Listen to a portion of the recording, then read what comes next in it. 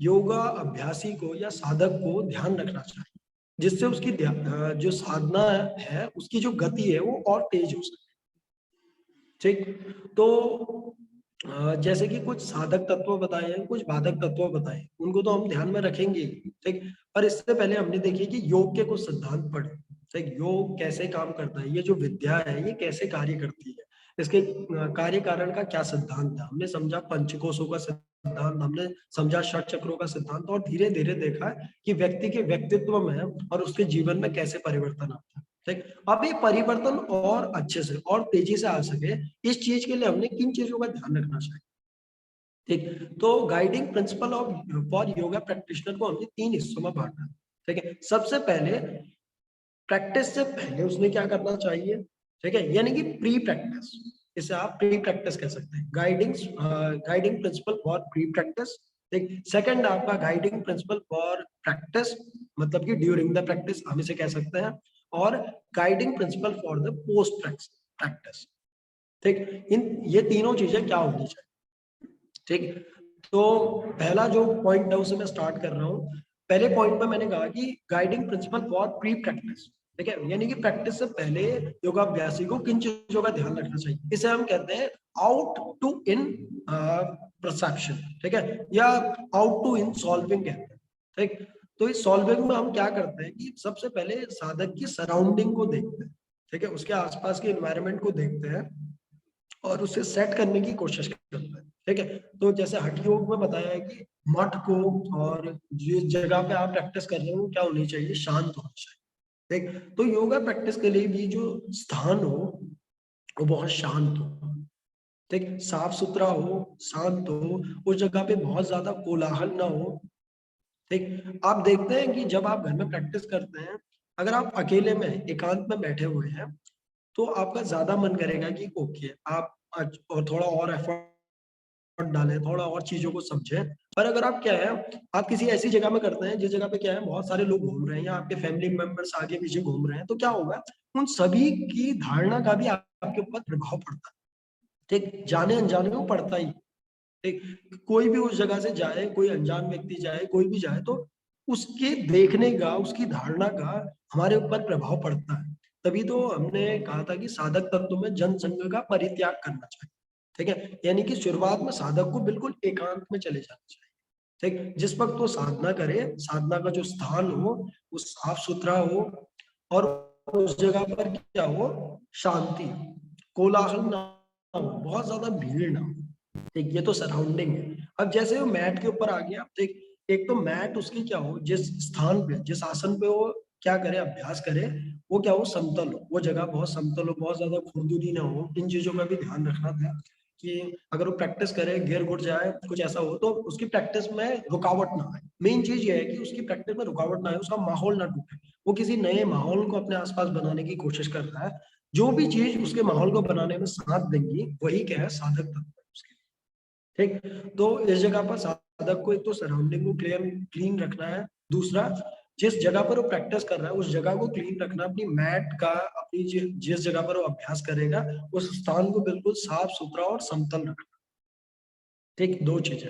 अब आते हैं आउट टू इन में, बॉडी पर आ जाए। ठीक, तो बॉडी पर उसकी बॉडी क्या होनी चाहिए, मतलब कि क्लेंस होनी चाहिए और क्लीन होनी चाहिए। ठीक है, क्लेंस एंड क्लीन बोलते हैं इसे। तो क्लेंजिंग के लिए तो हम यूज करते हैं किस चीज को, षटकर्मास। ठीक है, यानी कि जो षटकर्म की जो हमारी शुद्धि क्रियाएं हैं उन सभी का अभ्यास करके हम शरीर से मलों का त्याग करते हैं, त्रिदोषों को सम करते हैं। ठीक, और शारीरिक रूप से साधक को क्या बना लेते हैं, तैयार बना देते हैं कि आगे के अभ्यास के लिए वो तैयार हो जाए। ठीक, और ये क्लेंजिंग है। एंड क्लीनिंग में हम क्या करते हैं, किसी भी टाइप का क्या कर लिया, जैसे फास्टिंग है, ठीक, या बॉडी की एक्सटर्नल क्लीनिंग, हम इस जगह पे बाथिंग, स्नान, इन चीजों को भी डाल सकते हैं। ठीक है, तो उसने स्नान किया स्वच्छ मन के साथ, वो क्या करता है, प्रैक्टिस के लिए बैठता है। ठीक, ये तो है फिजिकल स्टेट उसकी। ठीक है, मेंटल स्टेट क्या होनी चाहिए, या आपने सराउंडिंग लिखा, उसके बाद साधक का क्या लिखा, उसकी बॉडी फिजिकल स्टेट की वो लिखी, अवेयरनेस लिखी या स्टेट लिखी कि फिजिकली उसने कैसे रहना चाहिए। ठीक है, साफ सुथरा इन अंदर से भी और बाहर से। ठीक, दूसरा, अब मेंटली क्या होगा, साधक को कैसा सेंस होना चाहिए, उसे उसके अंदर होना चाहिए सेंस ऑफ सरेंडर। ठीक है, मतलब कि एक लर्निंग होनी चाहिए उसके अंदर और सेंस ऑफ सरेंडर भी होना चाहिए। ठीक, और वो हर वक्त वो कुछ ना कुछ सीखने के लिए तैयार हो, इसे हम कहते हैं मुमुक्षु की भावना। ठीक है, मतलब कि सीखने की भावना उसके भीतर होनी चाहिए। ठीक, ये मेंटल स्टेट है साधक की, इसके बाद वो प्रैक्टिस में उतर सकता है। तो आसपास क्या है, सेंस ऑफ सरेंडर है, यानी कि उसके अंदर समर्पण है, वो सीखने के लिए तैयार है। ठीक, किसी भी नई चीज को सीखने के लिए भले वो गुरु के सामने सीखे या किसी भी व्यक्ति के सामने सीखे, ठीक, तो उसके अंदर एक समर्पण का भाव होना चाहिए। और दूसरी चीज, उसके अंदर क्या होना चाहिए, सीखने की क्षमता, यानी कि मुमुक्षुत्व की भावना, कि जब वो टाइम आए कि किसी चीज को उसने किसी जगह पर अपने अटेंशन को, एफर्ट्स को लगाना है, तो पीछे ना हटे, डरे ना। ठीक है, उस पर तो सारी चीजें लगाए। मुमुक्षा मतलब होता है कि अपनी जान भी लगा दे। ठीक है, सीखने के लिए अपना सब कुछ लगा दे। ठीक है, इसे हम मुमुक्षुत्व कहते हैं। ठीक है, मुमुक्षा इसे कहा जाता है। ये मेंटल स्टेट होनी चाहिए साधक की। ठीक, ये तो बात हुई किसकी, प्री प्रैक्टिस की। ठीक है, प्री प्रैक्टिस में ऐसा माहौल अगर है साधक के इर्द गिर्द, तो उसकी प्रैक्टिस में क्या हो जाएगा, समझिए कि उसकी प्रैक्टिस और ज्यादा तेज हो जाएगी। ऐसा समझ लीजिए आपने तीर के ऊपर से पत्थर को हटा दिया। जैसे अगर आप तीर मार रहे हैं धनुष से, ठीक, और आपने पत्थर, ये तीर के नीचे एक पत्थर बांध दिया है। ठीक है, तो पत्थर बांधने से क्या होगा कि आपका तीर कितने दूर जा पाएगा, थोड़ी ही दूर जाएगा और नीचे गिर जाएगा। ठीक है, पर अगर आप क्या करते हैं, अपने आसपास माहौल अच्छा कर लेते हैं, साफ सफाई बना लेते हैं, अपने शरीर को साफ कर लेते हैं, तो आपने क्या किया, तीर में से पत्थर को हटा दिया। ठीक, अब अगर पत्थर हटा दिया है तो तीर की गति और ज्यादा तेज हो जाएगी। ठीक, आप तैयार हैं अभ्यास करने के लिए। अब इसके बाद बात करते हैं हम guiding principal during the practice. ठीक है, अगर ड्यूरिंग द प्रैक्टिस हम देखें कि किन चीजों का साधक को ध्यान रखना चाहिए। ठीक है, तो ड्यूरिंग द प्रैक्टिस जो चीजें हैं, स्टार्ट करना चाहिए उसने हमेशा एक प्रेयर्स। ठीक, with a sense of surrender तो वो बैठा ही है, पर वो शुरू करेगा किससे, प्रेयर से। कई लोग बोलते हैं कि सर हमें कैसी प्रेयर गानी चाहिए। ठीक, और क्या हमने गायत्री मंत्र का ही उच्चारण करना चाहिए या कोई स्पेसिफिक प्रेयर गानी चाहिए। ठीक, पहली चीज तो आपके अंदर एक सेंस ऑफ सरेंडर, यानी कि एक समर्पण का भाव होना चाहिए। ठीक, आप कोई भी प्रेयर गाएं, सबसे जरूरी चीज वो है। ठीक, कि आपके अंदर एक भाव होना चाहिए प्रेयर का। दूसरी चीज, हम इन प्रेयर्स को क्यों गाते हैं देखिए, इस जगह पर जैसे जो इस साउंड का साइंस है ना, ठीक है, वाइब्रेशन का जो साइंस है, वो क्या कहता है कि जितने भी बार आप वर्ड्स को यूज करते हैं, ठीक है, तो उनकी आदत आपके भीतर भी बनती रहती है और इस सराउंडिंग में भी बनती रहती है। ठीक है, ये सराउंडिंग में भी वो आवाज गूंजती रहती है। अब जिन भी लोगों ने क्या किया है, प्रैक्टिस किया है, ठीक, और अपने ऊपर साधना को अप्लाई किया है, साधना के उस पाथ पर चले हैं, तो उन सभी लोगों ने क्या किया है, उन प्रार्थनाओं का उच्चारण किया है, जिन प्रार्थनाओं का उच्चारण आज हम करते हैं। ठीक है, वो प्रार्थनाएं ऐसे ही बनाई गई है, उनके पीछे इतनी अच्छी एनर्जी है कि अगर हम उसे रिपीट करें तो हमें उनका आशीष मिलता है। इस वर्ड को ध्यान में रखें, आशीष। ठीक है, मतलब हमें उनका आशीर्वाद मिलता है, हमें उनकी एनर्जी का रेजोनेंस मिलता है, इसे बोलते हैं रेजोनेंस। ठीक, कि अगर कोई फ्रीक्वेंसी, कोई नदी बहती है और आप उसको उसमें खुद को ढीला छोड़ दें, तो आप भी उस नदी के साथ बहने लगेंगे। ठीक है, तो ऐसा ही समझ लीजिए कि बहुत सालों से, बहुत सदियों से वो प्रार्थनाएं चली आ रही हैं, और आप क्या करते हैं, खुद को भी उसमें झोंक देते हैं और कहते हैं कि अगर उन्हें वो मिला तो मैं भी सौभाग्य को पाना चाहूँ। ठीक, अगर इस जगह पर मदद मौजूद है और साधक उस मदद को ना ले तो ये बेवकूफी हो। ठीक है, तो प्रार्थना साधक की बहुत मदद कर सकती है। आप किसी दिन अपनी प्रैक्टिस को देखना, आप प्रैक्टिस स्टार्ट करना विदाउट एनी प्रेयर। ठीक है, आप सीधे प्रैक्टिस स्टार्ट कर देना। उस दिन क्या होगा, जो करने का माहौल होगा वो उतना अच्छा नहीं बन पाएगा। ठीक है, भले 5 मिनट लेट हो जाए, पर एक सेंस बने सरेंडर का, प्रार्थना का, उसके बाद आप अभ्यास में उतरे। ठीक है, तो आपके अंदर से एफर्ट्स भी ज्यादा निकलेंगे और एनर्जी भी आपको ज्यादा लगेगी, और अंत में जब प्रैक्टिस खत्म होगी तो आपको बहुत अच्छी फीलिंग्स आएंगी। ठीक है, क्यों, वो सारी चीजें आपकी नहीं थी, आपको आशीष भी मिला। ठीक है, उन प्रार्थनाओं का आशीष मिला, इस वजह से प्रार्थनाओं को उच्चारण करना, प्रेयर्स का उच्चारण करना बहुत जरूरी है इस जगह पर। ठीक, ड्यूरिंग द प्रैक्टिस जब स्टार्ट करें साधक, तो एक प्रार्थना के साथ करें। और प्रार्थनाओं क्या हो सकती है, गुरु के लिए भी हो सकती है, और उस सुप्रीम पावर के लिए भी हो सकती है, परमात्मा की शक्ति भी हो सकती है। इस जगह पर गुरु देखिए कोई व्यक्ति विशेष ही हो, ये जरूरी नहीं।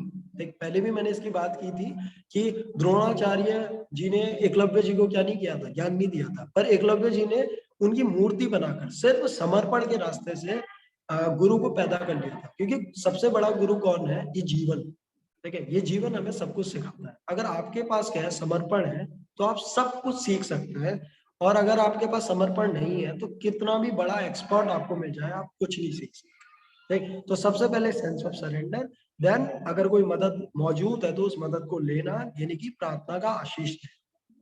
एक सेकंड स्टेप है स्लो टू फ्लो, इसे कहा जाता है। तो स्टार्ट करने के लिए हमेशा किससे स्टार्ट करना चाहिए? स्लो से। ये कैसे है? ये एक दिन की प्रैक्टिस के लिए भी सही है और पूरी जर्नी के लिए भी सही है। ठीक है, अचानक से आपको क्या स्टार्ट नहीं करना चाहिए, बहुत तेजी का काम नहीं करना चाहिए कि पहले दिन ही आप बैठ गए डायनामिक मेडिटेशन के लिए और इन चीजों के लिए। आपको पीछे के ना प्रिंसिपल्स पता है, ना उनके पीछे किस जगह पर सजगता रखनी है वो भी नहीं पता है। ठीक है, तो क्या होगा, आप प्रैक्टिस में बहुत जल्दी खो जाएंगे और बोलेंगे कि इसका कोई भी रिजल्ट नहीं है। आप प्रिंसिपल्स को नहीं समझते हैं, आप उसके विज्ञान को नहीं समझते हैं। तो अपने धीरे धीरे अपने मनन को भी बढ़ाना चाहिए, जो भी आपने सीखा उसे रिपीट करना चाहिए और धीरे धीरे क्या होगा, प्रैक्टिस में और डीप होगी। ठीक है, तो इसे हम स्लो टू फ्लो फ्लो कहते हैं। और क्लास के लिए इसे कहा जाता है बेल शेप्ड कर्व। ठीक है, बेल शेप्ड कर्व मतलब शुरुआत में ही बहुत सारे डिफिकल्ट आसन नहीं करने चाहिए। ठीक है, ये ड्यूरिंग द प्रैक्टिस के लिए इंस्ट्रक्शंस हैं। जैसे इसे हम बेल शेप कर्व कहते हैं। तो बेल शेप कर्व कैसा है? एक पहाड़ जैसा। ठीक है, तो पहाड़ क्या है, नीचे से शुरू होकर ऊपर गया फिर नीचे। ठीक, तो इसे एक बेल जैसा, एक घंटी जैसा। ठीक, तो इसे कहा जाता है, इसमें एक पीक होता है। तो अगर देखिए, अगर किस दिन आपको क्या है, शीर्षासन की प्रैक्टिस करनी है, तो आपने देखा है कि आप प्रैक्टिस प्रार्थना शुरू करते ही शीर्षासन नहीं करने लग जाते। ठीक, उसका एक समय है। क्या है उसमें, उससे जुड़ी हुई जितनी भी मांसपेशियां है, उनका जाग जाना, उनका तैयार हो जाना बेहद जरूरी है। अगर वो तैयार नहीं होते हैं तो क्या होता है, उससे आपको इंजरी हो सकती है और आप इसके नियम को भी तोड़ते हैं। तो धीरे धीरे शरीर में सजगता बढ़ती है। सजगता बढ़ाने के साथ साथ हमें क्या करना चाहिए, अपने अभ्यास में धीरे धीरे कठिन अभ्यासों को भी जोड़ना चाहिए। ठीक, इसे हम स्लो टू फ्लो कहते हैं या बेल शेप्ड कर्व का ध्यान रखें, ये कहते हैं। ठीक, और ड्यूरिंग द प्रैक्टिस क्या चीजें करनी चाहिए कि साधक को ध्यान रखना चाहिए श्वासों का। ठीक, और अवेयरनेस का। वेट अ सेक, एक सेकंड के लिए रुक जाए।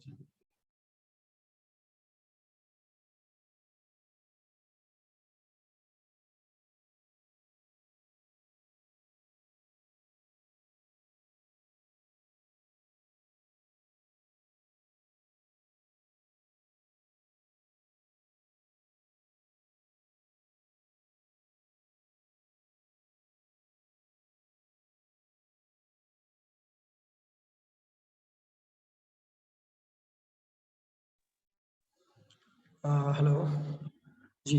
साधक को इन चीजों का ध्यान रखना चाहिए कि वो ब्रेथ वर्क पर काम करता रहे। हर आसन पर उसकी श्वास प्रश्वास कैसी चल रही है, इन चीजों का साधक ध्यान रखे। ठीक, और दूसरा है कि जो स्ट्रेच है, ठीक है, यानी कि जिन्हें हम क्या कहते हैं, खिंचाव तनाव या जो भी आसन है, जो भी स्ट्रेच है, वो बहुत क्या, वो जेंटल। ठीक, इसे हम कहते हैं, समझ लीजिए, युक्त प्रयास।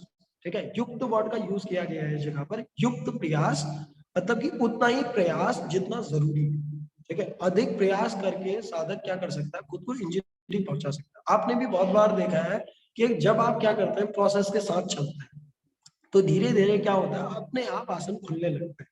पर अगर आप क्या करें, जबरदस्ती करने की कोशिश करें, अधिक प्रयास करें, तो शायद उस वक्त के लिए वो खुल जाए और अगले दिन, अगले 4 दिनों के लिए आप बीमार पड़ जाएं, आपको कोई इंजरी हो जाए, आपकी साधना रुक जाएगी, आपका मनोबल भी टूट जाएगा। ठीक, आपको लगेगा कि ये चीज क्या है, बेकार। क्यों? क्योंकि आपने क्या किया, प्रोसेस को नहीं समझा, प्रक्रिया को नहीं समझा। तो साधक को अपने पेस को भी समझना चाहिए। ठीक है, मतलब अपनी सीखने की क्षमता को भी पहले एक्सेप्ट करना चाहिए, उसके बाद अपने एफर्ट्स को लगाना चाहिए। ठीक, इन चीजों का बहुत ध्यान रखना चाहिए। Mind should be relaxed. ठीक है, और शांत मन के साथ काम करना चाहिए इस जगह पर। क्योंकि देखिए, जैसे हम साधना में उतरते हैं, तो साधना में उतरने के बाद, पहले भी मैंने इस चीज का एग्जांपल दिया होगा कि जितना भी जटिल कार्य होता है, ठीक है, उसे बहुत ज्यादा उत्तेजना के साथ नहीं किया जाता, उसे जितना ज्यादा दिमाग को शांत रखा जा सकता है उस स्थिति के साथ किया जाता है। कभी आपने देखा है कि आपके पास उलझा हुआ तागे का एक गोला आ जाए, ठीक है, उलझे हुए तागे के गोले को लेकर आप जोर नहीं लगाते हैं, ठीक, आप उसमें अगर जोर लगाएंगे तो आप उसे और ज्यादा उलझा देंगे। और ऐसा ही अभी क्या है, जीवन, साधक का जीवन ऐसा ही है, इसी वजह से तो साधना में आया है। उसका जीवन क्या है, पूरा का पूरा जटिलताओं से भरा हुआ है, दुखों से भरा हुआ है, उसको सत्य की प्यास है। तो इस जगह पर उसने धीरे धीरे हर एक धागे को बहुत धीरे धीरे निकालना होगा, ठीक, निकालते निकालते क्या होगा, एक दिन सारा का सारा धागा साफ हो जाएगा, ठीक है, एक पंक्ति में आ जाएगा। उसी स्थिति को तो क्या बोला है, ठीक है, योग चित्त वृत्ति निरोध की, चित्त की सारी वृत्तियां उस वक्त हट गई, ठीक है, और सिर्फ चित्त ही बच गया, उसमें कोई गांठें नहीं बची उसके बाद, ठीक। तो इस जगह पर भी जब साधक साधना पर है तो वो अपने दिमाग को बहुत शांत रखते हैं, ठीक, हर एक प्रोसेस को देखे कि अगर कोई आसन होता है तो क्या मुझे देता है, अगर नहीं होता है तो उससे पीछे मैं क्या कर सकता हूँ अपने लिए, ठीक है, कैसे इस अभ्यास का मैं खुद को अधिक से अधिक लाभ दे सकता हूँ, ठीक। इसके कंपेयर में लोग क्या करते हैं कि दूसरों की प्रैक्टिस देखते हैं और कहते हैं कि मुझसे ये नहीं होता, वो जबरदस्ती उन आसनों से लड़ने लगते हैं, प्राणायाम से लड़ने लगते हैं और सोचते हैं कि हमने जबरदस्ती ये करना चाहिए।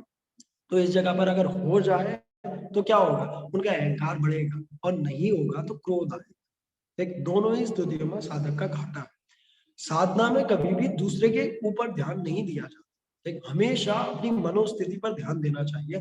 ये सबसे बड़ी टिप है, सबसे बड़ी गाइडिंग प्रिंसिपल है साधना ड्यूरिंग द प्रैक्टिस के लिए, कि हर वक्त अपनी श्वास और मनोस्थिति को देखना चाहिए, ठीक है, देखना चाहिए कि शुरुआत में जब वो अभ्यास को शुरू करता है तो उसका दिमाग बहुत शांत है, ठीक, खुश है, पर धीरे धीरे साधना में जब वो आगे बढ़ रहा है, प्रैक्टिस में आगे बढ़ रहा है, तो क्या बेचैनी बढ़ रही है या शांति बढ़ रही है, ठीक है, अगर बेचैनी बढ़ रही है तो आपकी साधना क्या है, साधना की जो गति है और डायरेक्शन है और आपकी जो स्पीड है या जो आपका मार्ग है, ठीक है, जो आपके चलने की शैली है, उसमें कहीं ना कुछ कमी है। रैदर क्या होगा, साधक के जीवन पर रोज रोज नई शांति आती रहेगी, क्योंकि ये मार्ग ही ऐसा है। पर अगर आप क्या करें, समझे ना चीजों को, ठीक, तो कभी आपने ऐसा देखा है कि कोई आपने पेड़ बोया और उसके बाद पेड़ बोया, आज तो 1 फीट का हो गया, ठीक है, और उसके बाद अगले दिन वो आधे फीट का हो गया, फिर अगले दिन वो और पूरा गायब हो गया, ऐसा कभी नहीं होता, ठीक है, क्यों, क्योंकि नेचर ऐसे काम नहीं करता, हमेशा क्या देता है, नेचर आपको ग्रोथ देता है, ठीक। तो अगर आपके पास आज इतनी शांति है और अगर आप इसी शांति को लेकर इसके लिए धन्यवाद महसूस करते हुए कल साधना में उतरते हैं तो आपकी शांति कल बढ़ जाएगी, ठीक है, यही नेचर का रूल है कि आप जिस तरफ ध्यान देते हैं वो चीजें बढ़ने लगती है। पर अगर आप देखने लगे कि मुझसे ये नहीं होता है, ठीक है, ये आसन पर्टिकुलर आसन नहीं होता है, या आसन को अगर आप छोड़ दें, साधना में आप देखें कि आप इतने ज्यादा बेचैन हैं और आज तो थोड़ी सी शांति मिली, मेरे अंदर तो बहुत ज्यादा बेचैनी है, तो आपने थोड़ी सी शांति को नहीं देखा, आपने अपनी बड़ी सी बेचैनी को देखा, और आपका सारा का सारा ध्यान कहाँ है, बेचैनी के ऊपर, ठीक, तो बेचैनी को देखोगे तो बेचैनी ही बढ़ेगी, ठीक, बेचैनी है तो है, पर देखिए कैसे, शांति को। अगर पूरी की पूरी प्रैक्टिस में एक क्षण भी आए जिस पे आप शांत हैं, अच्छा महसूस कर रहे हैं, तो साधना का वही पल याद रखिए, अपने अंदर उस पल को जिंदा रखिए, उसे ध्यान दीजिए, धीरे धीरे आपके पल और बढ़ने लगे, ठीक, और नेचर का रूल इसके ऊपर लगने लगे, इसे ये तो लॉ ऑफ अट्रैक्शन कहते हैं, वो चीजें अपने लिए खुद अट्रैक्ट कर लेगा और धीरे धीरे अपने अंदर ग्रोथ ले आएगा, ठीक। पर अगर आप नेगेटिव चीजों को देखते हो तो आप खुद को विनाश की ओर ले जाएंगे, ठीक। तो साधक को भी साधना के पथ पर उन बिंदुओं को, उन क्षणों को ध्यान में रखना चाहिए जब वो क्या हुए, आलोकित महसूस करता है, ठीक है, पुलकित महसूस करता है। आप सभी लोग यूं ही प्रैक्टिस नहीं करते हैं, कोई ना कोई क्षण आपके जीवन में जरूर आता है जब आप क्या करते हैं, बहुत आनंदित महसूस करते हैं, किसी दिन आप बहुत रिलैक्स महसूस करते हैं, ठीक, किसी दिन वैसा नहीं होता, ठीक, तो उस दिन का वो क्षण याद रखिए, क्योंकि वो भी आपकी साधना का क्षण है, ठीक, तो इससे क्या होगा, वो क्षण और बढ़ेगा। पर अगर आप उन क्षणों को याद रखते हैं जब कोई और आ गया था आपकी क्लास में और आपकी क्लास बर्बाद हो गई थी, डिस्टर्ब हो गई थी, आपकी साधना पूरी खराब हो गई, तो ऐसे ही क्षण आपके जीवन में बढ़ेंगे, ठीक, तो ये इस जगह पर ध्यान देना बेवकूफी, ठीक, ध्यान दीजिए साधना के और जीवन के सकारात्मक पहलू के ऊपर। अगर जैसे ही आप ऐसा करते हैं तो नेचर की सारी पावर आपके लिए काम करती है, और अगर आप उसके नकारात्मक पहलू के ऊपर ध्यान देते हैं तो जीवन की सारी ऊर्जा आपके विनाश के लिए काम करती है। तो साधक को इन चीजों का बहुत ध्यान रखना चाहिए, ठीक, क्योंकि उसके अंदर अब धीरे धीरे शक्ति बढ़ रही है। अगर वो शक्ति के बढ़ने के साथ साथ नकारात्मक चीजों पर ध्यान देगा तो ज्यादा नकारात्मकता अपने ऊपर ले आएगा, क्योंकि उसकी शक्ति भी बढ़ रही है। ठीक, शक्ति को नहीं पता कि ये सकारात्मक है या नकारात्मक है, क्योंकि शक्ति तो सिर्फ शक्ति है। ठीक, energy just an energy, you can transform it in other form. ठीक है, तो पॉजिटिव फॉर्म में ही बदलना चाहिए। ये कुछ प्रिंसिपल्स हैं साधक के लिए। अगर मैंने क्विकली रिकैप करूं तो क्या चीज है कि प्रेयर से स्टार्ट करें, एक स्लो टू फ्लो पर जाएं, बेल शेप कर्व के साथ जाएं, अपनी ब्रेथ पर ध्यान रखें, अपनी मेंटल स्टेट को देखें, अपनी पेस के साथ अपनी प्रैक्टिस को आगे बढ़ाएं, अपने स्ट्रेचेस को बहुत जेंटल रखें, दूसरे से खुद को कंपेयर कभी ना करें। ठीक, और एट लास्ट है कि हर वक्त वो क्या करें, अपनी मनोस्थिति को देखते रहें, उन पलों को अपनी साधना के याद रखें जब वो क्या महसूस करता है, बहुत ज्यादा आनंदित और आलोकित महसूस करता है। ठीक, उन पलों को अपनी साधना का अगर याद रखता है, उन पर मनन करता है, तो मनन करने के साथ साथ प्रकृति की अस्तित्व की सारी शक्ति उसे मिलती है और उसमें विकास होने लगता है। ठीक, और आखिरी जो पहलू है वो सबसे इंपॉर्टेंट पहलू अंत में पोस्ट प्रैक्टिस गाइडलाइंस जिसे मैं कह रहा हूँ। ठीक है, तो post practice guidelines for the साधक, इसमें किन चीजों का उसे ध्यान रखना चाहिए। ठीक, सबसे पहली चीज, साधना जैसी ही पूर्ण हो तो साधना को खत्म करने के लिए या तो आप शांति पाठ का उच्चारण करें, ठीक, या तो आप ओम की ध्वनि का उच्चारण करें, या इन दोनों से हटकर अपने भीतर क्या लाए, कृतज्ञता लाए।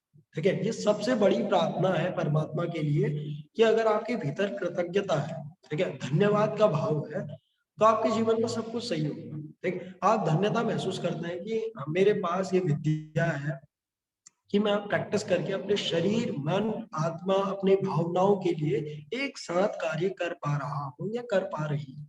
ठीक है, तो प्रैक्टिस को हमेशा सरेंडर के सेंस के साथ और ग्रेटफुलनेस के साथ पूरा करना चाहिए। ठीक, कंपेयर करना चाहिए अपनी अभ्यास के पहले की स्थिति को और अंत की स्थिति। ठीक है, हमेशा कि पहले की स्थिति मेरी कैसी थी और अंत में मेरी स्थिति कैसी थी। इससे आपको पता लगेगा कि अभ्यास ने आपको क्या दिया है। ठीक है, और उसे देखना बेहद जरूरी है। जैसे आपको दिखने लगता है, रोज वो दिखने लगता है, तो धीरे धीरे उसकी क्वांटिटी भी बढ़ जाती है। ठीक, ये दूसरी चीज है। थर्ड चीज, अब इनवर्ड टू आउटवर्ड चलते हैं इस जगह। ठीक है, अब अपनी बॉडी से आप बाहर आए, ठीक है, माइंड से बाहर आए, बॉडी पर आए। तो बॉडी पर जैसे आप खुद को डाइट देते हैं, तो तुरंत साधना के बाद खाना नहीं खाना चाहिए। ठीक है, क्यों नहीं खाना चाहिए, इन चीजों का उत्तर मैं दे रहा हूँ अभी। और दूसरा, तुरंत स्नान नहीं करना चाहिए।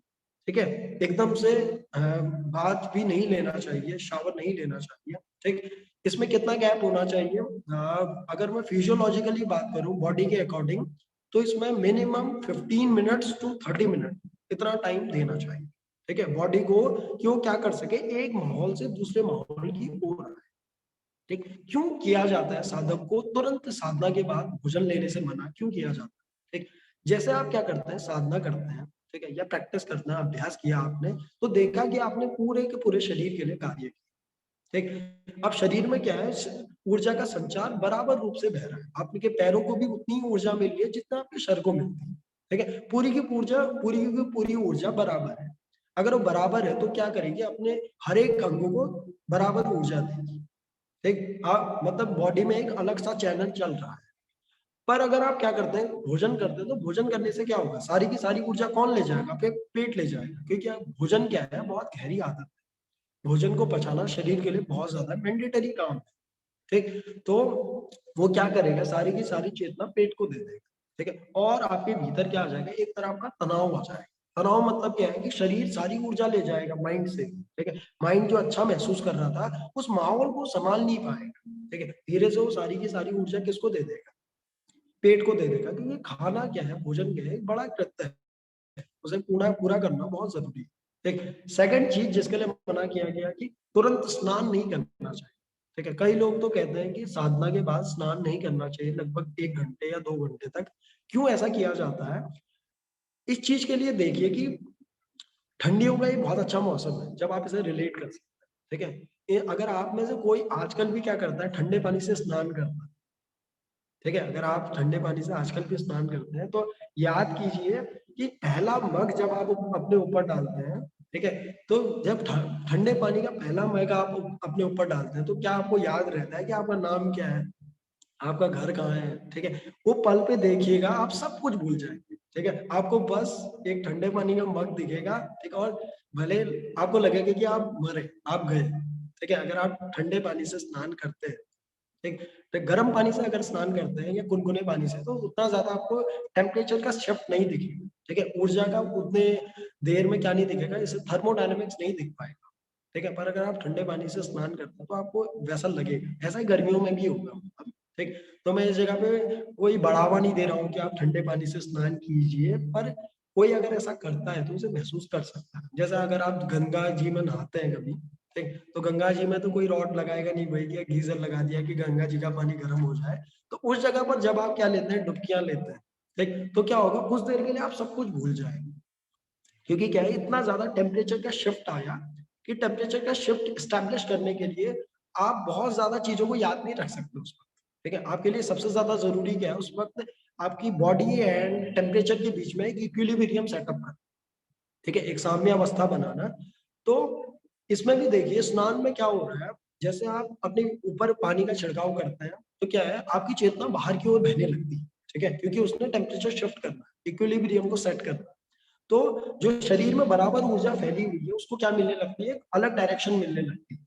तो जो आपने माहौल बनाया था वो कहीं ना कहीं थोड़ा सा खराब हो जाता है। ठीक है, उस माहौल पे आप बहुत ज्यादा देर तक टिक नहीं पाते। ठीक, तो कई लोगों का प्रश्न ये रहता है कि ठीक है भाई, अगर ऐसा है तो 15 मिनट बाद भी क्यों खा रहे हैं, ठीक है, या 20 मिनट बाद भी क्यों खा रहे हैं, खाना ही नहीं चाहिए कभी भी। ठीक, तो क्या है देखिए, 15-20 मिनट बाद आपके शरीर का जो टेम्परेचर है वो धीरे धीरे कम होने लगता है। अगर आप प्रैक्टिस नहीं करते हैं तो आपकी ब्रीदिंग रेट कम होने लगता है। ठीक है, आपका जो ये टेम्परेचर है बॉडी का वो कम होने लगता है, आपके भाव और ज्यादा शांत हो जाते हैं और आप तैयार हो जाते हैं आगे के कार्य के लिए।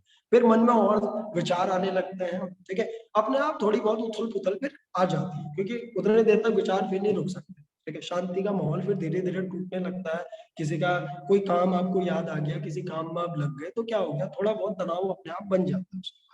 तो फिर क्या करता है, अगर आप भोजन लेते हैं तो वो जरूरी कामों के अंदर आ जाता है, फिर आप साधना से थोड़ा सा बाहर आ गए।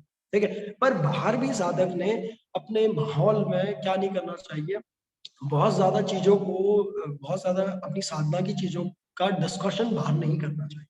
ठीक, क्यों इस चीज के लिए मना किया जाता है कि अपनी सिद्धियों को और अपने एक्सपीरियंसेस को बाहर बांटना नहीं चाहिए। ठीक, क्यों ऐसा किया जाता है देखिए, जैसे अगर अगर मैं कहूँ कि मैं ध्यान करता हूँ तो मेरे साथ ऐसा होता है, मैं इसे बता भी दूंगा तो क्या होगा भाई। ठीक, इससे ये होगा क्योंकि अभी क्या है, साधक सिर्फ साधक है, वो गुरु नहीं बना है, वो अभी कैवल्य को प्राप्त नहीं है, तो उसके अंदर कुछ ना कुछ अहंकार है। ठीक, जैसे ही वो दूसरे को ऐसा बताता है तो दूसरे को बताते वक्त तो सारा का सारा ध्यान दूसरे पर है। ठीक, तो दूसरे के बताते हुए अगर क्या करेगा, दूसरा उसकी बढ़ाई करेगा तो उसके अंदर अहंकार और बढ़ेगा। पर पूरी की पूरी साधना साधक क्यों कर रहा है, अपने अहंकार को क्षीण करने के लिए कर रहा है। देख, अगर एक तरफ आप क्या करो, पेड़ की पत्तियां काटो और दूसरी तरफ आप पेड़ की जड़ में पानी देते रहो, तो जीवन भर आप क्या करते रहोगे, पेड़ को ही बड़ा करते रहो। ठीक, तो एक तरफ आप क्या करो, अहंकार को मार रहे हो और दूसरी तरफ अहंकार को बढ़ा रहे हो। ठीक, तो साधक को अपनी साधना की चीजों का बखान, ठीक है, या अपनी सिद्धियों का बखान आम लोगों के सामने नहीं करना चाहिए, सिर्फ अपने गुरु के सामने करना चाहिए। ठीक है, जिसे वो गुरु मानते हैं उनके सामने करना चाहिए। जो क्या कर सकता है, उनके अहंकार को बढ़ावा नहीं देगा, वो क्या करेगा, सिर्फ उनके भीतर की शंकाओं को, संदेहों को कम करेगा, जिससे उनकी गति और अच्छी हो सकती है। ठीक है, तो गुरु क्या करेगा, उन्हें डांटेगा भी, फटकारेगा भी, बट उन्हें सही मार्ग दिखाएगा हमेशा। ठीक है, अगर वो गुरु सीधा परमात्मा है, ठीक है, या आपकी लाइफ आपकी गुरु है, तो अपनी लाइफ को ही कहिए वो सारी चीजें। ठीक है, कि मेरे साथ ऐसा हो रहा है, ठीक, या अपनी डायरी पर लिखिए, कहीं किसी भी जगह पर आप लिखिए। ठीक, पर बहुत ज्यादा लोगों को अपनी सारी चीजें बताने की कोई जरूरत नहीं। इससे क्या होता है, इससे दो घाटे हैं, एक तो आपके भीतर अहंकार बढ़ता है, और जब भी हम बात करते हैं, ठीक, एक चीज और जुड़ी है बात करने के साथ, जब भी आप बहुत ज्यादा बात करते हैं ना, तो आपने देखा है कभी बात करते करते आप देखते हैं कि यार मैंने ऐसा क्यों बोला, मुझे ऐसा नहीं बोलना चाहिए। ठीक है, या फ्लो फ्लो में बातों बातों में आप ऐसी चीज भी बोल देते हैं जो आपने नहीं बोलनी चाहिए। ठीक, क्यों ऐसा होता है, या ग्रोथ के क्षणों में ऐसा होता है कि कोई चीज आपके मुंह से नहीं निकलनी चाहिए थी पर निकल जाती है। ठीक, क्योंकि बात करते वक्त आपका सारा का सारा ध्यान दूसरे पर होता है। आप यही देखेंगे ना कि दूसरा व्यक्ति क्या सुन रहा है, आप उसी हिसाब से बात करते हैं। आप अगर एक बात को छोटे बच्चे से कहते हैं तो उसी बात को बड़े बच्चे से भी या बूढ़े व्यक्ति से भी उसी प्रकार नहीं कहते हैं, आप उसके अकॉर्डिंग कहते हैं उस बात को। ठीक है, छोटे बच्चे को अलग ढंग से चीजें समझाई जाती है, बड़े व्यक्ति को अलग ढंग से। बहरहाल क्या है कहानी का सारांश की जब हम बात करते हैं तो हमारा सारा ध्यान अगले इंसान पर होता है। ठीक है, हमारा ध्यान हमारे ऊपर बहुत कम होता है, और हमारे ऊपर अगर ध्यान कम है तो हमारी अवेयरनेस के ऊपर भी ध्यान कम होता है। ठीक है, हमारे ऊपर प्रमाद बढ़ता है बात करने की अवस्था। ठीक, तो हमेशा साधक को बहुत ज्यादा बात करने से भागना चाहिए, बचना चाहिए। ठीक है, जितने कम से कम शब्दों में खुद को एक्सप्रेस किया जा सके वैसे शब्दों का प्रयोग करना चाहिए, प्रजल से बचना चाहिए। ठीक है, मतलब कि बहुत ज्यादा बोलने से साधक को बचना चाहिए, सही सटीक शब्दों का यूज करते हुए ठीक है अपनी बात को रखना चाहिए, और अपनी सिद्धियों का, अपनी साधना के समझ लीजिए एक्सपीरियंसेस का बखान कभी भी नहीं करना चाहिए किसी ऐसे व्यक्ति के सामने जो उन चीजों को नहीं समझता है या जो आपका गुरु नहीं है। ठीक, तो ये कुछ प्री प्रैक्टिस की गाइडलाइंस है, ड्यूरिंग द प्रैक्टिस की गाइडलाइंस है, एंड पोस्ट प्रैक्टिस की गाइडलाइंस। ठीक है, इस जगह पर अब साधक ने अपनी डाइट का भी ध्यान रखना चाहिए कि ऐसा भोजन ले जिससे उसका शरीर क्या रहे, सरल बना रहे। ठीक है, इजी टू डाइजेस्ट फूड का यूज करना चाहिए। ठीक, हफ्ते में कभी कभी फास्टिंग करनी चाहिए। ठीक, तो इस जगह पर मैं कुछ दिनों पहले एक आर्टिकल पढ़ता था। ठीक है, और वो मुझे आर्टिकल बहुत अच्छा लगा, तो मैं उसे शेयर करता हूँ आपके साथ। जैसे आप में से बहुत सारे लोग, अगर इस जगह पर 10 लोग हैं तो 9 लोग या 8 लोग क्या करते हैं, फास्ट करते हैं। ठीक है, यानी कि फास्टिंग करते हैं, व्रत रखते हैं, कभी भी भले साल में एक बार रखते हैं। ठीक, तो उस आर्टिकल में क्या बताया गया था कि अगर आपको फास्टिंग करनी ही है, ठीक, तो आज के समय में हमने किस चीज की फास्टिंग करनी चाहिए, हफ्ते में एक दिन ऐसा बनाना चाहिए जिस दिन आप अपना विदाउट मोबाइल यूज ना करते हैं। ठीक, ये बहुत ज्यादा डिफिकल्ट है। ठीक, भोजन से भी ज्यादा डिफिकल्ट है। क्या आप ऐसा कोई दिन सेट कर सकते हैं कि जिस दिन आप क्या ना करें, अपने फोन का यूज ना करें, या अपने सोशल मीडिया का यूज ना करें। ठीक है, या आपने किस चीज का, इंटरनेट का यूज ना करें। ठीक, तो ऐसा करना बहुत ज्यादा डिफिकल्ट है। आजकल देखा सर्वे में कि बहुत कम ऐसे लोग बचे हैं, लगभग 95% लोग ऐसे हैं जो क्या करेंगे, अगर आज उनका नेट खत्म होता है, ऐसा नहीं है कि उसके सारे काम रुके हुए सर हैं, वॉइस पर क्या हुआ, डिस्कनेक्ट हो रही है आपकी। क्या सभी के लिए ऐसा हो रहा है? यस सर, बीच बीच में अभी यस सर। हुआ है थोड़ा। हाँ सर, बीच बीच में कट हो अच्छा, रही अभी है ठीक है आवाज, ना? थोड़ा क्रैक हो रही है। तो प्लीज बता देते, मैं एक बार रिकनेक्ट कर लेता हूँ। ठीक है, फिर होगा, वेट कीजिए।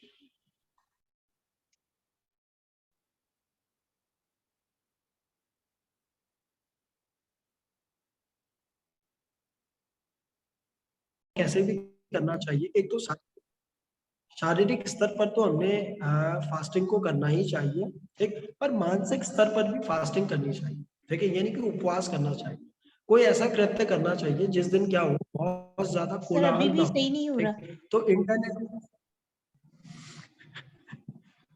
क्या सभी कट के रही है साथ ऐसा आवाज। है?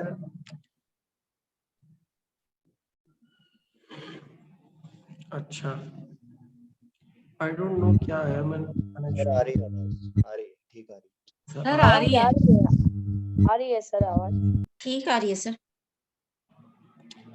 प्लीज, किसे हो रही थी दिक्कत, एक बार आप रिकनेक्ट करके देख लीजिए। ठीक, क्योंकि बाकी लोगों को तो शायद ठीक आवाज आ रही है।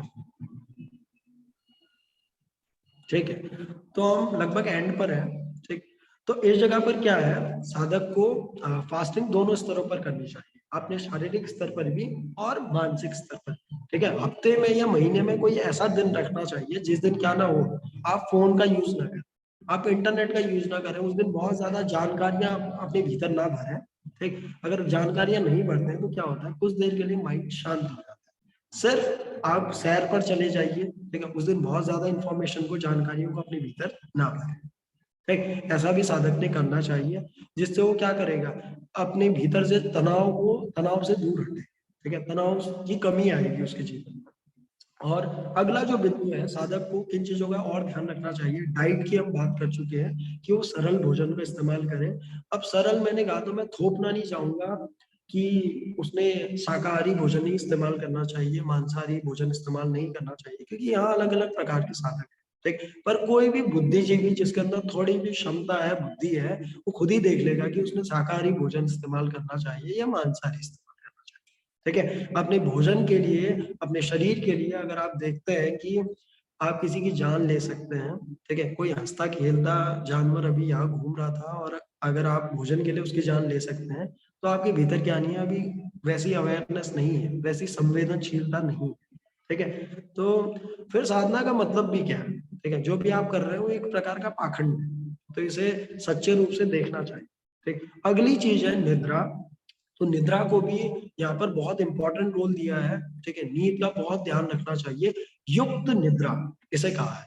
ठीक है, युक्त निद्रा क्यों वर्ड यूज किया गया है, न कम नींद न ज्यादा नींद। ठीक है, ऐसा नहीं कि 8 घंटे कहा है और उसे 7 ही घंटे की नींद आ रही है तो जबरदस्ती 8 घंटे सो। ठीक, तो उस हिसाब में नहीं पढ़ना चाहिए उस वक्त। ठीक, युक्त निद्रा को इस्तेमाल करना चाहिए कि जब उसकी नींद पूरी हो जाए तो नींद से बाहर आ जाए। ठीक है, पर अगर निद्रा अभी पूरी नहीं हुई है तो जबरदस्ती नींद से बाहर ना आए। ठीक है, इस चीज का लाइफस्टाइल को ऐसे चेंज करना चाहिए उसने कि उसकी नींद तो कम से कम पूरी हो, क्योंकि निद्रा ही हमें क्या करती है, भीतर से एक नई ऊर्जा देती है। वो बेहद जरूरी है साधना के लिए, आपके माइंड के लिए, आपकी क्रिएटिविटी के लिए, आपकी कल्पना के लिए, कल्पना शक्ति के लिए, आपकी मेमोरी के लिए। अगर आप नींद कम लेने लगते हैं तो देखना आपकी एक प्रकार की स्मृति भी कम होने लगती है, आपकी मेमोरी कम होने लगती है। ठीक है, अगर आपकी मेमोरी कम हो जाएगी तो इसका सिर्फ यही असर नहीं पड़ता, आपका साधना में भी असर पड़ता। जो आप आज सीखेंगे तो उसे आप याद भी तो रखेंगे ना। ठीक है, उन गलतियों को वापस नहीं दोहराएंगे। पर साधक क्या करेगा, वो उन्हीं गलतियों को दोहराता रहेगा तो एक ही चक्र में वो घूमता रहेगा। ठीक, तो साधक ने ध्यान देने की जरूरत है कि वो क्या करे, अपनी स्मृति को भी बहुत प्रगाढ़ रखे। ठीक है, स्मृति इतनी ज्यादा प्रगाढ़ रखे कि एक गलती को 2 बार ना करे, एक ही पथ पर बार बार ना चले। ठीक, एक बार किसी चीज को देख ले तो वो इतनी निष्ठा से, इतनी प्रगाढ़ता से उसे देखे कि वो समझ जाए। ठीक है, इस चीज के लिए क्या चाहिए, प्रगाढ़ स्मृति चाहिए। इन चीजों का ध्यान रखें। तो ये क्या है, शुरुआत में हमने बात की साधक के लिए सराउंडिंग से। ठीक है, यानी कि अपने आसपास के एनवायरनमेंट को साफ करो, अपनी मैट को साफ करो, अपनी प्रैक्टिस को, अपने मन को साफ करो, अपनी बॉडी को साफ करो, फिर साधना में एक मनोस्थिति के साथ आओ, अपनी साधना में बहुत ध्यान दो। ठीक, और हर एक जगह पर जेंटल रहो। ठीक, अपनी ब्रेथ पर ध्यान दो, धीरे धीरे आगे बढ़ते रहो। उसके बाद कृतज्ञता से प्रैक्टिस से बाहर आओ। फिर धीरे धीरे हम अब क्या कर रहे हैं, बॉडी से बाहर की ओर जा रहे हैं। ठीक है, अपने भोजन का ध्यान रखो, अपनी नींद का ध्यान रखो, अपनी सराउंडिंग का ध्यान रखो। और ये पूरा का पूरा क्या करता है, एक साधना का माहौल क्रिएट करता है साधक के लिए। ठीक, अगर इस क्षेत्र में साधक साधना करता है तो क्या होगी, उसकी साधना की जो गति है वो बहुत ज्यादा बढ़ जाएगी। ठीक है, बहुत जल्दी उसे रिजल्ट आने लगेंगे और उसे क्या होने लगेगा, उसके जीवन में आनंद और शांति भी बहुत तेजी से आने लगेगी। पर अगर वो क्या करे, एक जगह पर भी इनमें से ध्यान ना दे, मान लीजिए वो शुरुआत में ध्यान नहीं देता है और डायरेक्ट प्रैक्टिस में उतर जाता है, या उसके बाद में ध्यान नहीं देता है, तो ऐसे प्रैक्टिस का कोई फायदा नहीं। ठीक है, ऐसा समझ लीजिए कि साधक एक कदम आगे चलता है, एक कदम पीछे आ जाता है, एक कदम आगे चलता है, एक कदम पीछे आ जाता है। तो ऐसे तो आप जन्म भर भी चलते रहिए तो आप उसी जगह पर खड़े रहे। ठीक है, पर आप तो उसी जगह पर खड़े रहेंगे पर जीवन तो आगे चलता रहेगा। ठीक है, तो आप जीवन में बहुत ज्यादा पिछड़ जाएंगे। तो साधक को इन तीनों बिंदुओं का ध्यान रखने की बेहद जरूरत है। ये थे guiding principal for the practitioner, yoga practitioner. अगर इनमें से किसी पॉइंट पर कोई दिक्कत हो तो वी कैन डिस्कस वेदर। ये तो बहुत सिंपल पॉइंट्स हैं, इतनी कोई गाढ़ी प्रगाढ़ दिक्कत नहीं होनी चाहिए। ठीक है, फिर भी कोई कंफ्यूजन है वी कैन डिस्कस। हाँ जी सर, जैसे आपने बताया कि साधना के तुरंत बाद हमें नहाना नहीं चाहिए 1 घंटे तक और खाना नहीं खाना चाहिए 15 से 20 मिनट तक। ये सब तो सर नहीं करते हैं, लेकिन मैं उससे पहले मतलब योगाभ्यास से पहले डेली सुबह नहा लेती हूँ और नहाने के तुरंत बाद क्या हम कर सकते हैं प्रैक्टिस, उसमें तो कोई प्रॉब्लम नहीं है ना सर? हाँ, उसमें वैसी कोई प्रॉब्लम नहीं है, क्योंकि आप साधना में उतरने से पहले तो एक माहौल को क्रिएट करते हैं ना, ठीक है। तो क्या हुआ, स्नान के बाद तो ऊर्जा फिर से क्या हो जाती है, सम रूप से, एक रूप से शरीर में चलने लगती है, ठीक है। उसके उसमें बाद कोई अगर मतलब आप, टाइमिंग की कोई वो नहीं है ना कि 5-10 मिनट 15 मिनट ऐसा कुछ तो नहीं है ना ऐसा सर? कुछ दिक्कत नहीं है, बस इस चीज का ध्यान रखना चाहिए कि अगर सर्दियों का मौसम है, ठीक है, तो आप टेम्परेचर का बहुत बड़ा शिफ्ट ना करें, ठीक है। जैसे सर्दियों का मौसम है तो बहुत ठंडे पानी से आपने नहा लिया, ठीक है, और आप थोड़ा बहुत बीमार महसूस कर रहे थे, उस वक्त आपने स्नान कर लिया, तो हाँ, इन चीजों का इफेक्ट पड़ता है। क्योंकि क्या होगा, स्नान करने के बाद, ठंडे पानी से नहाने के बाद आपका शरीर कुछ देर के लिए और गर्म होता है, ठीक है, कुछ देर में गर्मी होने लगती है ठंडे पानी से नहाने के बाद, ठीक है, क्योंकि थर्मोडायनेमिक्स काम करेगा, ठीक है। जिस जगह पे ठंडक होगी उस जगह पे गर्मी पड़ेगी, ये थर्मोडायनेमिक्स, ठीक है। थर्म उसी जगह बहती रहती है और हीट उसी जगह बहती रहती है।